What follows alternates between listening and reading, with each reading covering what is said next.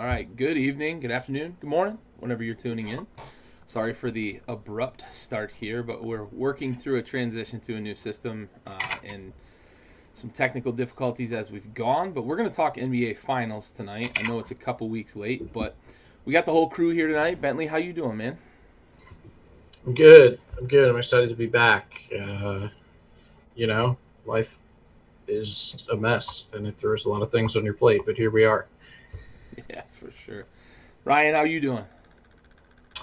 Uh, I've been better, I guess. But I don't want to trauma bond with everybody, so I'm just not going to talk about it. As a real Gen X does, or Boomer, I guess. I don't know. Not going to talk about my problems. Yeah, right. Well, let's get right into it then. Let's talk NBA Finals. We went 7 games.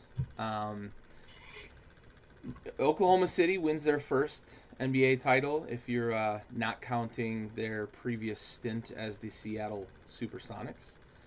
And it was an interesting series, bit of a roller coaster. Uh, Oklahoma City closes out 103-91.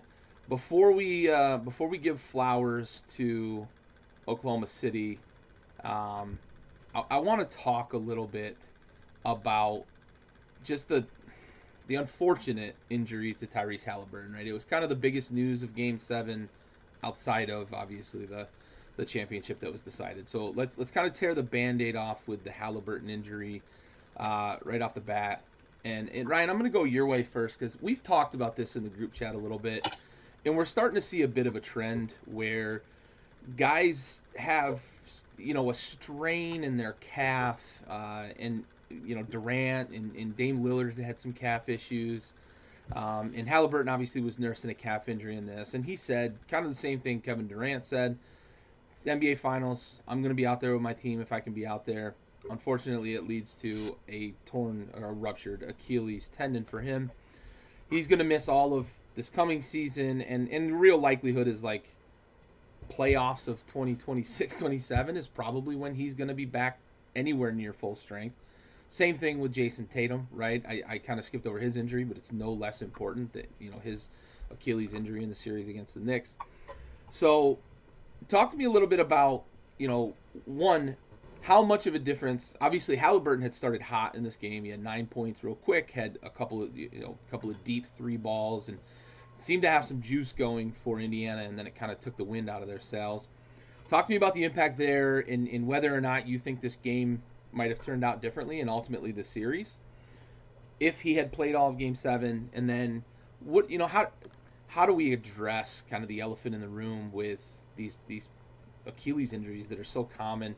There's a lot of old school guys saying, well, the old 10-pound shoes, we didn't have guys doing this. Well, yeah, but athletes are a lot different these days. So, talk to me a little bit about those two things. What kind of impact do you think it would have had on the game if he had played? I know we don't always like to play the what if game, but oblige me here.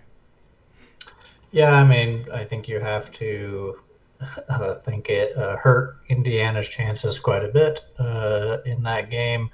Though they did surge, going to the end of the first half and led at halftime, I think by one, right? Uh, but that seemed to be an emotional response to the injury. Maintaining that for an entire game against Oklahoma City's defense was going to be difficult. Um, yeah, it takes a lot away from them. It takes a lot of creativity away from that team, where they have to have a lot more one-on-one scoring. Siakam has to score more. Guys like T.J. McConnell have to step up and get to the basket and score. That's not what you want in the Game 7 of the finals. As much as I think all of us love T.J. McConnell and how hard he plays. Don't think you want him as a driving force of your offense in Game 7 of the finals. Yeah, it's just that team is built around Halliburton in a lot of ways, right? They kind of accent his strength.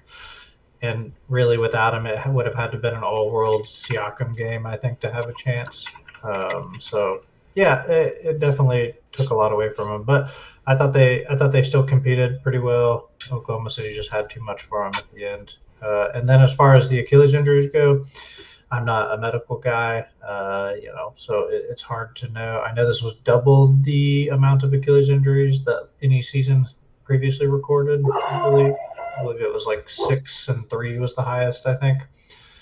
I'm glad the NBA is looking into it, like researching it, what happens, what causes it, those types of things. But really, I just think it's a lot of bad luck. And I think it's almost starting to get into like the NFL, kind of like these guys are so big and so fast now that stuff is just ripping apart in their bodies. And there's not really a good answer for it. I think that's a possibility, right? Like we see in the NFL all the time, guys like tear their pecs and like their triceps and stuff. Is like you didn't see a ton of that back in the day because everybody's triceps and pecs were a lot smaller. It's just I think the change of direction in the NBA and the amount that happens. I think it puts a lot of wear on the Achilles, and then just over time gives out. Like some people just are naturally have issues with it, and maybe there is like a hamstring connection. Like I think it's obviously possible, but I think it's such a small amount of data set for that. Like, can you make a decision off of that? You would need a lot of research to be done, which I think the NBA is doing. So it is unfortunate, but yeah, I think it's more a condition or a symptom of the athleticism of like modern athletics and across every sport, right? Because you actually see a lot of Achilles in football too. Yeah. I was gonna mention, significantly more. But. Yeah, I was gonna mention Dre Greenlaw in the Super Bowl, right on the sideline. He kind of was making the same movement that we saw from Tatum and Halliburton here and Kevin Durant when he hurt his in the NBA Finals. Some of the more high profile ones, and Lillard was kind of dealing with a lot of things throughout the season, but it's kind of similar, right? It's that extension backward trying to push off and explode forward, and you mentioned a lot of it's the nature of athletes and how explosive they are and how much toll that takes on the human body. But also a lot of times I talk to young athletes when I have the opportunity, and my daughters right now are playing sports, and I talk to them a lot about like make sure that you are taking care of yourself in situations like this, right? Be sure of your footing, be sure of how your body feels, those sorts of things. And as a professional athlete, though, you're going all out all the time, right? You're trying to get the most out of your God-gifted ability in your athleticism. Bentley, same thing your way. Talk to me about Halliburton, obvious impact in this game, but do you have anything to add or kind of dissent from what Ryan really brought up? Is this is small sample size, but it does feel like a trend in terms of the way athletes are training and the way they act or react in athletic situations. Sure. So to the Game 7 injury aspect of it, right? I thought Ryan mentioned that Indiana was up 1 at halftime still, kind of a scramble job there to patchwork some things together. I thought, like, looking back at the game, that it really impacted, like, the initial impact of the injury was more meaningful to Oklahoma City than it was necessarily to Indiana. Obviously, like, the overarching effect of the injury affects Indiana because they lost their best player, right? But, like, in that exact moment within the flow of the game, I felt like it impacted Oklahoma City more because their entire game plan for the series was centered around defending Tyrese Halliburton, preventing him from getting into his bag or, however you want to describe it, functioning within the chaos that an offense that Halliburton runs, thrives in.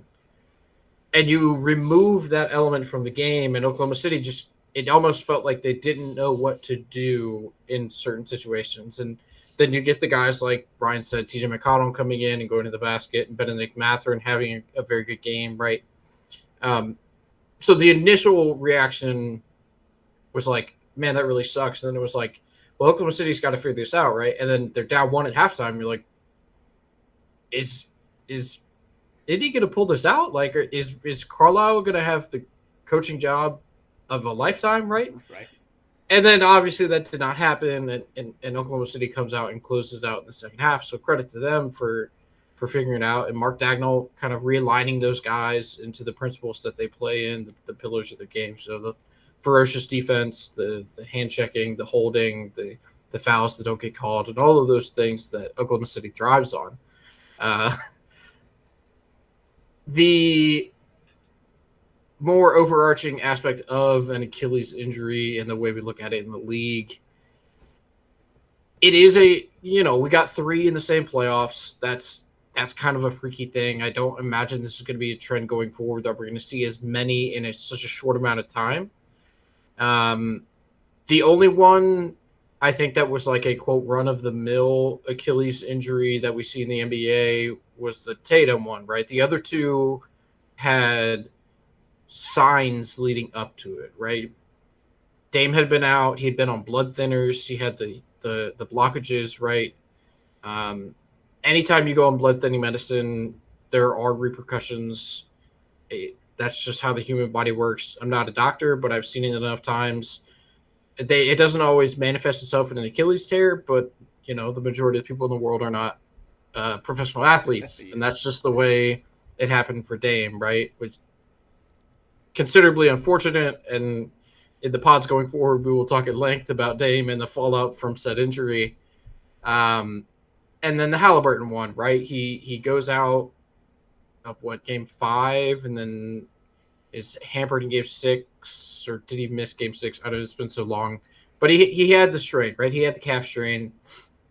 Very reminiscent of what Kevin Durant went through, as you laid out, Gary, in the finals, where he said, I'm going to play, which, I mean, it's the right thing to do. You're who knows at what point you'll ever make it back, if you'll ever make it back to an NBA Finals. I applaud anyone for playing through an injury if you're at this stage. Now, if this happens in, like, the conference finals, you probably could talk me. I would hear a case for sitting out. There's a world championship on the line. You're going to suit up. You're going to go out there. I said this earlier. I don't imagine this is going to be a trend we see in the NBA with all these Achilles rupturing throughout a playoff run, right? It hasn't been the case in however many years the NBA has been around. I get that athletes are bigger, faster, stronger now. They're playing, they're putting more stress on their body, but technology and medicine and science has adapted with the times, just like the athletes, right? There's a reason the athletes are bigger, stronger, faster. It's because technology and science has adapted with the human race, right? It will continue to do so going forward. We will get better at detecting these sorts of things and preventing them. Not that you can detect an Achilles rupture before it happens, but like the signs will be there. We saw it with Dame. We saw it with Tyrese. You know what I'm saying? I have to imagine that this was kind of a blip in the radar, a freak accident that 3 guys wearing the same number all had the same injury within a 2.5 month span. It sucks. We're going to get robbed of like a Halliburton revenge tour. In a down east going into the season next year, that would have been super fun. I think he strikes me as a guy who just constantly has a chip on his shoulder, and he would have been coming back with a vengeance, coming so close, being on the precipice. That game was truly like 50-50. I mean, game 7, Gary, you were the only one that had the stones to pick Indiana going into that series. So I commend you for that. But like that game, truthfully, could have gone either way. And Halliburton was hot. He came out firing and playing aggressive. It just sucks. We got robbed of what could have been like an all-time game 7, the first one in 9 years in the NBA Finals, and it kind of fizzles in the second half because of an injury to the best player on one of the teams. And it's the unfortunate reality, but culmination of a great season for SGA, scoring champion, MVP, Western Conference MVP, Finals MVP, world champion. Like, credit to Oklahoma City for getting the job done. It took them a little longer than I think a lot of us expected to. But we'll get to see them defend their title next year.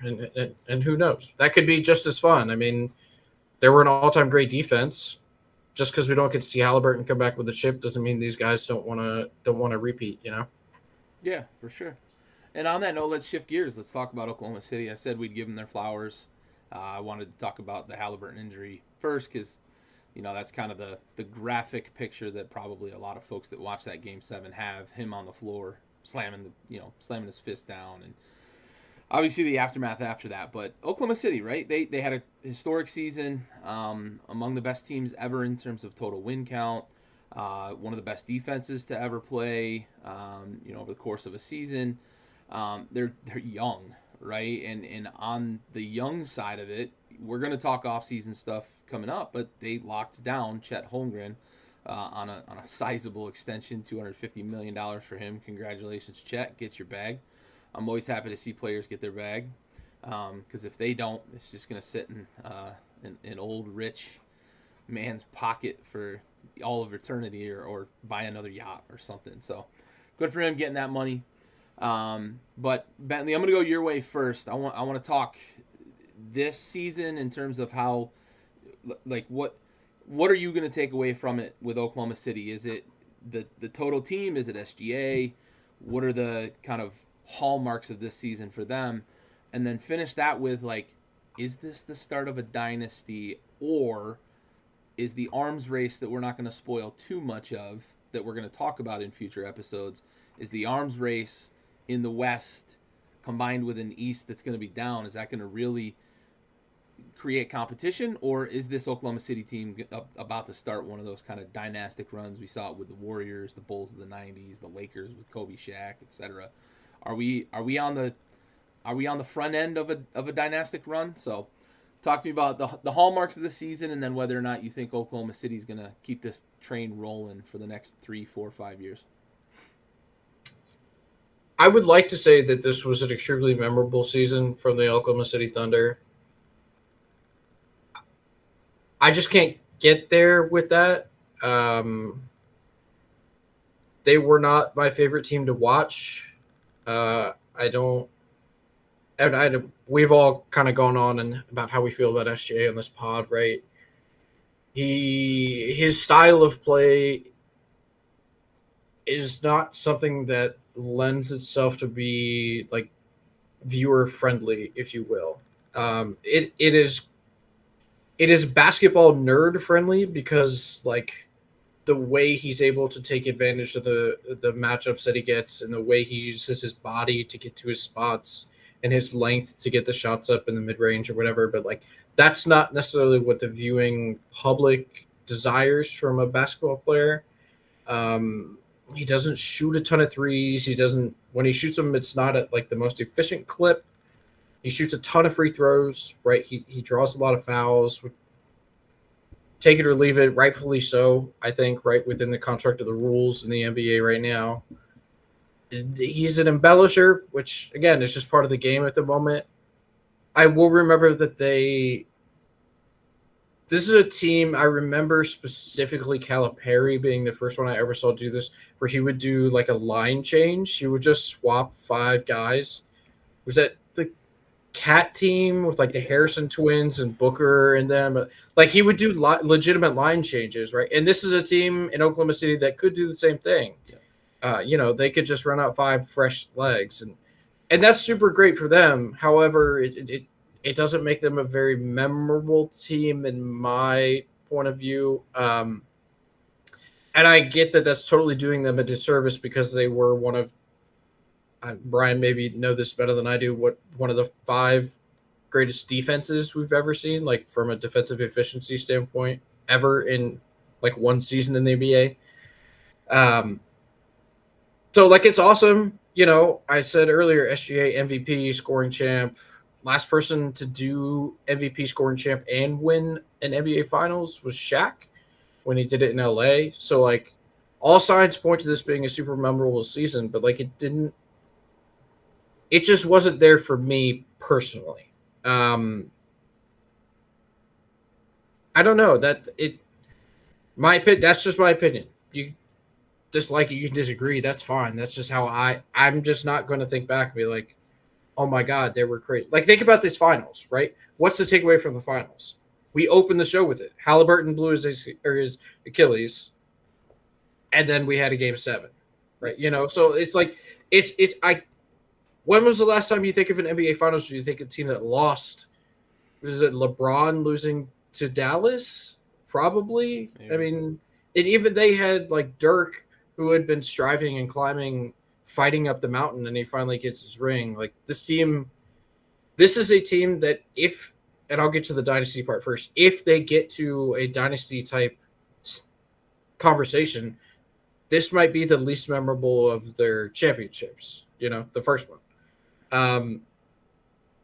That being said, I'm very hesitant to label a dynasty only because Michael won 3 back-to-back, right? Like, that's a dynasty. The Celtics of the 50s or 60s, whatever, that's dynasty. Golden State they were on the precipice.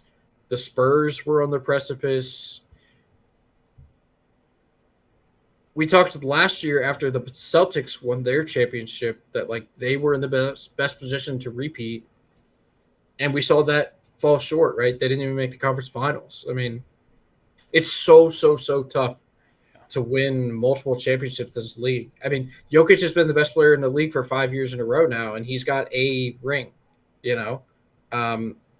SGA is one of probably the 5, 6 best players in the world right now. He just got his ring. We'll see if he can do it again. I mean, I know that I'm sounding like an overall Thunder hater right now, and I promise you I'm not. I respect the shit out of him. But it is so tough to repeat and to win even one championship in this league. I can't do it yet, I can't get there with the dynasty label just yet. Yeah.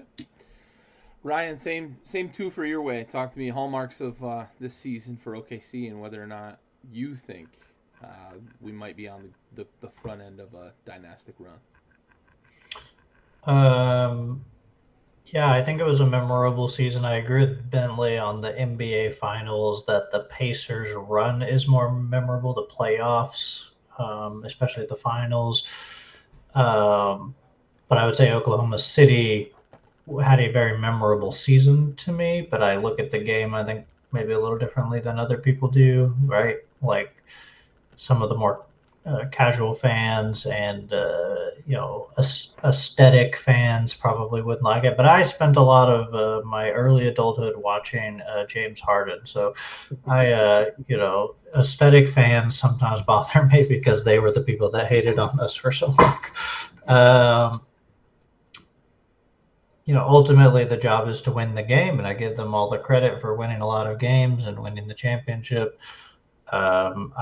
I think it was one of the best NBA finals we've had in a very long time, potentially the last 10 years, till 2016 obviously is the big one, but this might be the best one since. I think we have to give OKC credit for participating in that, whether Indiana was more of a reason for that than OKC. But they got the job done. So yeah, I think for me, what matters too is how this team was built and how interesting that is. And I think that story is memorable. I think people are oh, they're the big bad scary team because they got all these good players. It's you don't realize this is a decade worth of work to build this team, right? Very clear lines, the actions Presti took. So I think that's interesting. I don't think people really think about that too much, but I think just the very unique style of building this team, right? Kind of a mixture of the process Sixers and the Daryl Morey Rockets, somewhere kind of in that asset management analytics angle, but still with some traditional stuff as well. I think it's really interesting. As far as are we on the front end of a dynastic run, I think we're in the middle of it. Because I don't view a dynasty as winning a championship. Some of the action continues tomorrow on NBA TV, ESPN, and the ESPN app. Wrong. NBA TV tomorrow has Memphis versus Boston at 4. But I think if you go to 5 finals and you lose every single one, I still think that's a dynasty during that period, right? You're the second best team for 5 years. An incredibly difficult feat. Denver, we're in the middle of a dynastic run, right? Denver's been a top 3-4 team in the West multiple years now. Milwaukee, we're probably at the end of it now. Those types of things, right? I think if you get one and you compete for a half decade. I consider that a dynastic run. People will not look at it like that, but that's just kind of how I think about it. Especially in the modern era, it's incredibly difficult. I mean, Jordan gets credit for winning 6 in a row, but that's not really true because he was there in the 95 playoffs. So like dynasty is just whatever the best story is to the NBA and the fans. It doesn't actually have a real definition. So I'll take my definition of being a top 3 or 4 team for half decade because it's incredibly difficult to do. Most teams are flashes in the pans, right? It's just how the nature of the NBA. But for Oklahoma City, I mean, the ultimate test will be coming when all of these extensions come in, right? When they actually start activating them, which is not next year, but the year after, where they will be in the second apron just off those 3 players and what they have in contracts, but they have $77 million in non-guaranteed contracts, so they'll be able to get under the apron because of that. But then does that mean they got rid of all of their depth to get under those aprons? And then are they just using first round picks to redo? I think they need to find a nice blend of keeping some of those important role players, the Lou Dorts of the world and those guys, and the first round pick guys, right? And I think they've done some structuring of that, but they're going to have to get off guys like Isaiah Joe and a lot of these guys who are making 10 plus million. I don't think they can keep that many of them. Some of them are going to push into the 10s, 20s. And also, the salary cap is not going up as much as people thought it was. It's estimated to only go up 7% instead of 10%, and I think that will affect them quite a bit with the picks coming due. You know, guys like Cason Wallace are going to want to be paid, right? He's going to be like, well, I can go somewhere else and make 25 million. You want to pay me 15. You know, that's like the stuff that's going to happen, and they're going to have to either be incredibly good at drafting to maintain, because they could do this for 10 years hypothetically with how young they are, right? But they'd have to be drafting incredibly well or get so many hometown discounts that they just can like maintain it, because this is a depth league at this point. The big 3 thing I think is a anachronism at this point, and unless the CBA changes, I don't think that's going away. So I think, if anything, like I said, we're in the middle of it and nearing the end of it probably already. We're probably within 2 or 3 years of it being over. And maybe they have 1 or 2 more chances. Yeah, and I understand kind of the evolving definition of a dynasty and also like a personal spin on a definition of a dynasty. I've always just kind of looked at it as I'm measuring championships. I don't throw the word dynasty around too often. So for me personally, I'm looking at like, did you win 3 out of 5, something along those lines? Like, I would consider the Chiefs right now in the NFL, their dynasty may be over, but I would have considered them a dynasty during this recent run with Mahomes and Andy Reid, and obviously the Patriots for as long as they did it. But yeah, I look at it from championship perspective, but I certainly understand, you know, especially in the modern NBA, and with the way the aprons are changing things, the way the cap is working, and also kind of market size and what you can do there.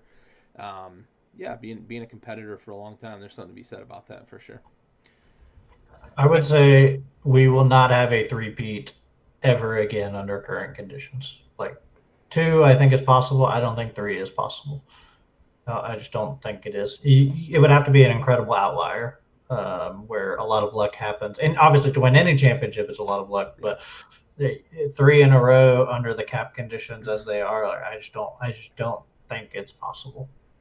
Yeah, you mentioned the luck piece. I mean, there are some folks that have pointed out the run that OKC had this year, right, with kind of injury luck and some of the things that went down. But I mean, that's any championship run, like, right? You can poke holes in just about every single championship run. Bentley, put asterisks on all of them. Who cares? Yeah, right. Bentley, any closing or dissenting thoughts on Ryan's definition of a dynasty?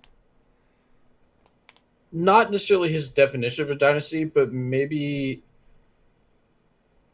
like Oklahoma City wasn't a top 2 or 3 team last year or the year before.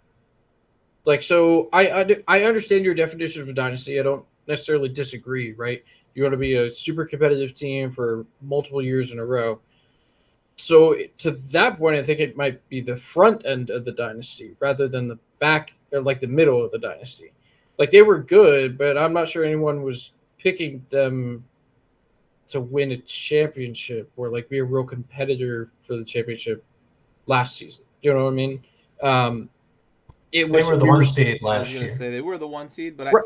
I think So They as did you that's lose to fine. mentioned, Dallas. their odds to win the title weren't super high even as the 1 seed last year. Right. Like they didn't make the conference Yeah. championship. You know, I mean, I feel like I don't. And again, this is just my personal opinion. Like, Right. if you're going to say they're a championship contender for multiple years in a row, you probably should be one of the 4 teams left playing. Right. You should. A second round exit doesn't make you a championship contender, in my opinion. Um, Again, I understand 1 seed. They won a bunch of games.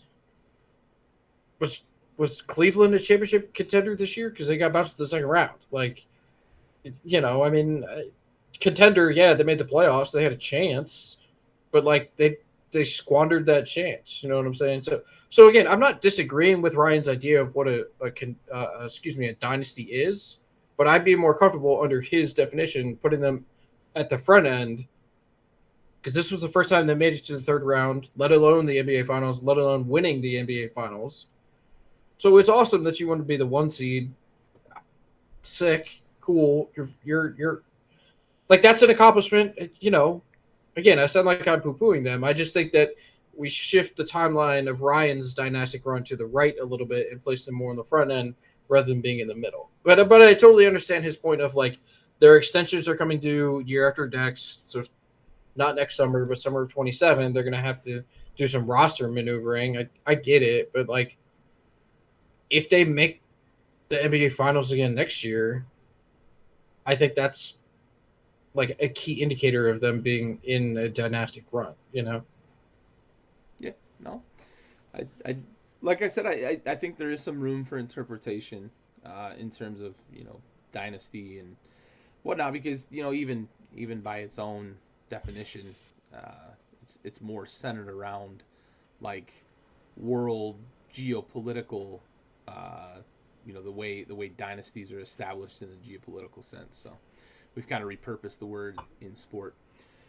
I want to get your thoughts on where Mark Daigneault, where he ranks after a championship run, because I would say I would put a significant wager and give significant odds on the fact that the casual NBA fan could not have named Oklahoma City's head coach before the finals, and even after the finals might not know his name or might mince it because it's an odd spelling for one, and two, you just like he's a new kind of face, a new team that is not in a market that is necessarily considered a NBA at least hotbed. So I want to get your thoughts, Ryan. I'll go your way first on this one. Where do you kind of rank Daigneault? And you can kind of put it in tiers if you want, or you can give me a 1 through whatever rank if you want to. Whichever way you want to do it, we'll leave it open for interpretation. But where do you rank him after a championship win? Yeah, I think he's a top third of the league coach. I think I feel like pretty good about that. I think there's 2 or 3 like really great guys, and then another 2 or 3 we think they could be that, and then he's probably in that next group, but like working his way into that middle group. I don't think he's got Steve Kerr's pedigree, at least right now. Maybe he has the ability but doesn't have the pedigree. Guys like Joe Mazzulla, he might be like in that ballpark, right? All different, but that's kind of where I would put him.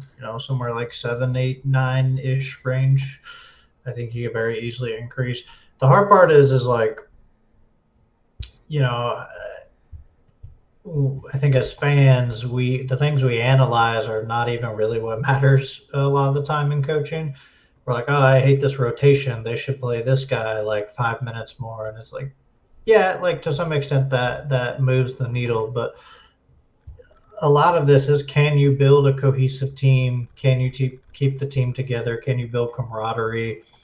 Can you help people understand their roles? None of that happens on the floor, right? Pretty much like 98% of that is happening somewhere else. So it's really hard to be like, yeah, he's great at that. Like, I assume he is, but like they seem happy over there, but I don't know. I'm guessing based off the way they act that he is, but I think that's a big part of it.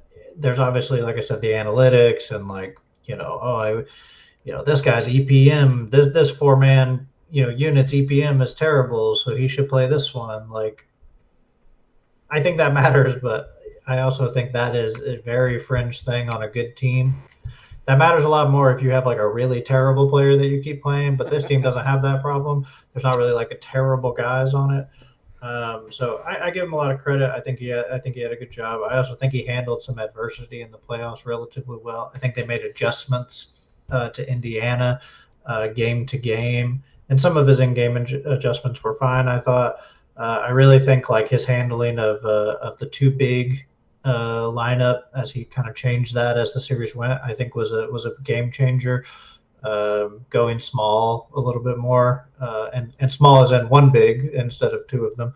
And I think that helped kind of match up with the Miles Turner Siakam lineup, which we talked about before the series as being an X factor, if that could cause some problems, with Chet having to guard Siakam. And I didn't think that was like a great matchup, right? So I think that was good. So yeah, that's just my opinion. If they win 2 more in the next 5 years, he'll probably move up pretty high up into the 2 or 3 range. Yeah, Bentley, same thing to you.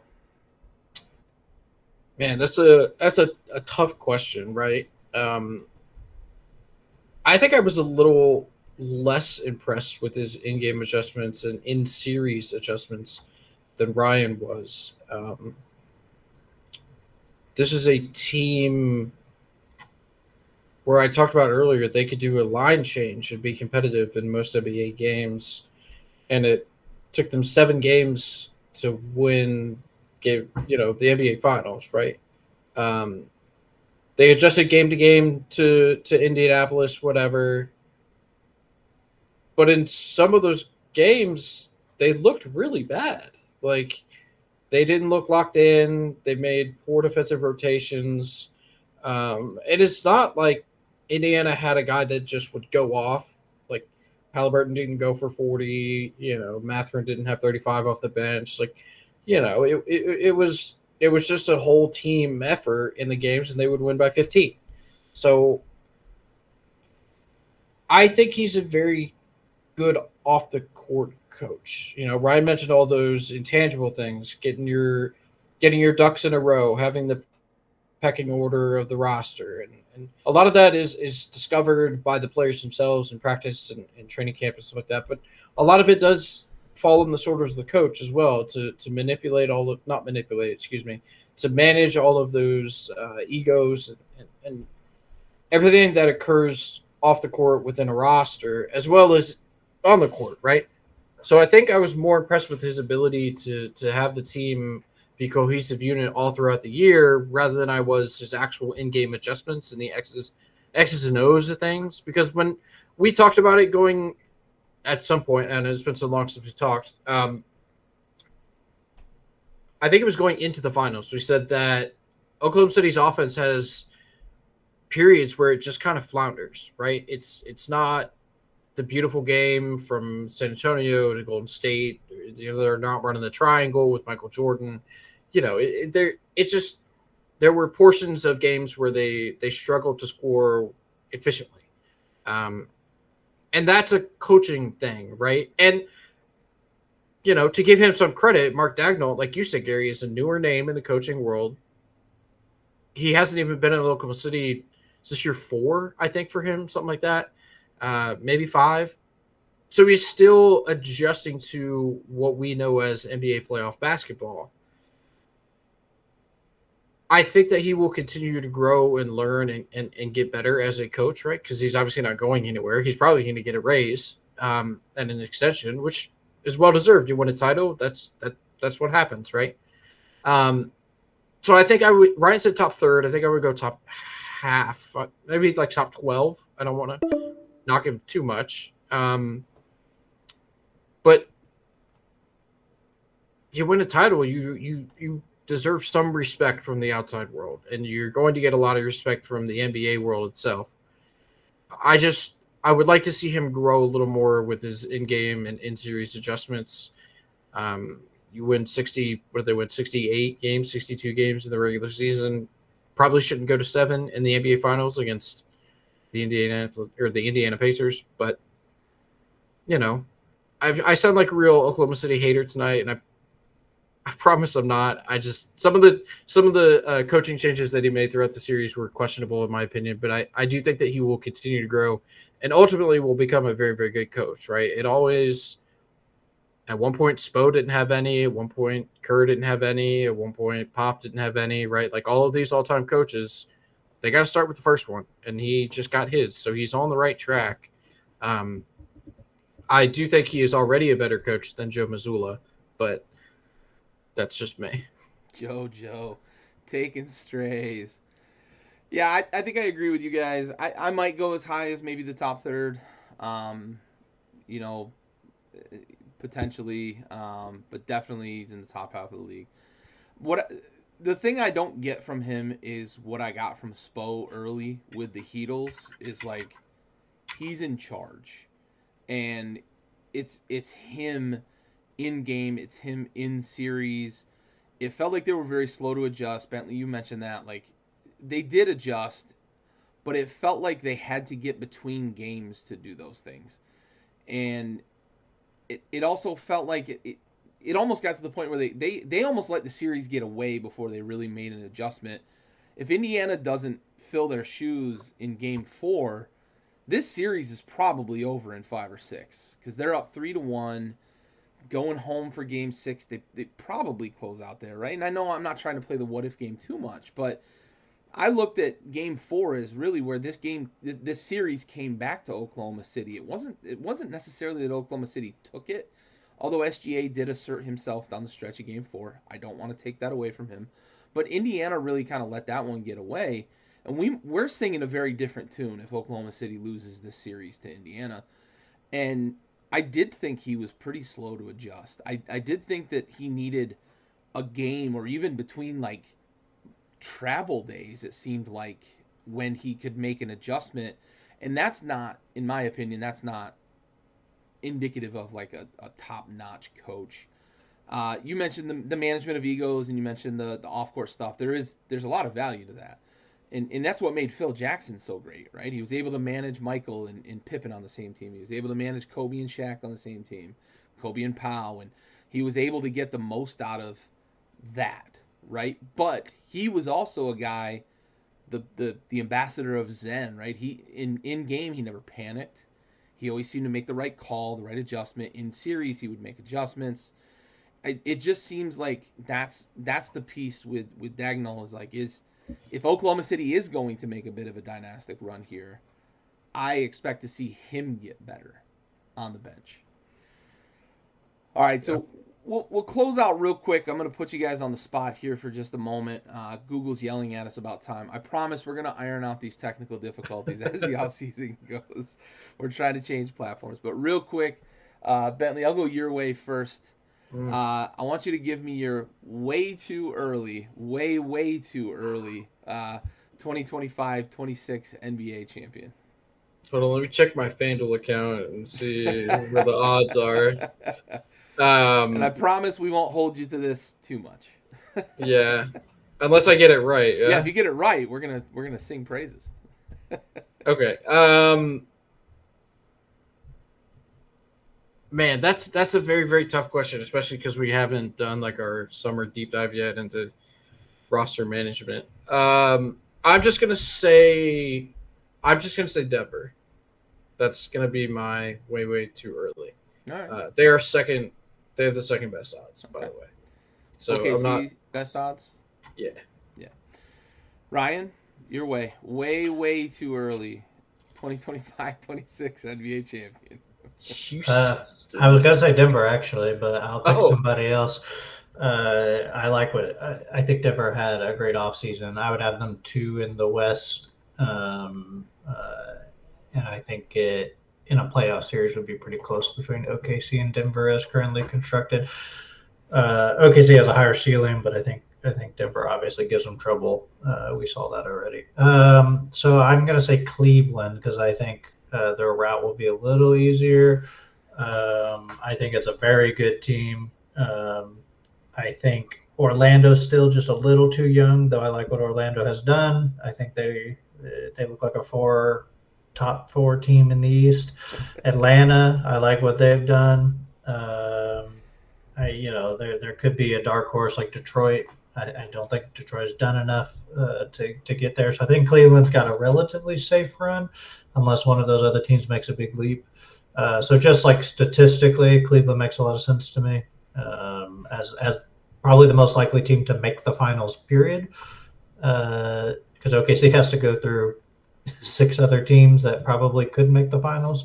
Yeah. While Cleveland may only have to go through 1 or 2, and those teams may play each other, right? Especially when San Antonio trades for Giannis. Well, yeah, because that is what would happen with how the West is. But yeah, I would take Cleveland. Like I said, Denver would have been my pick, but I'll say Cleveland. If I was going to place a bet, that's probably who I would actually bet on, just because it makes a lot of sense to me. Yeah, Denver would be my pick. I'm going to go off the map a little bit too, because Bentley made the right pick here at this moment in time.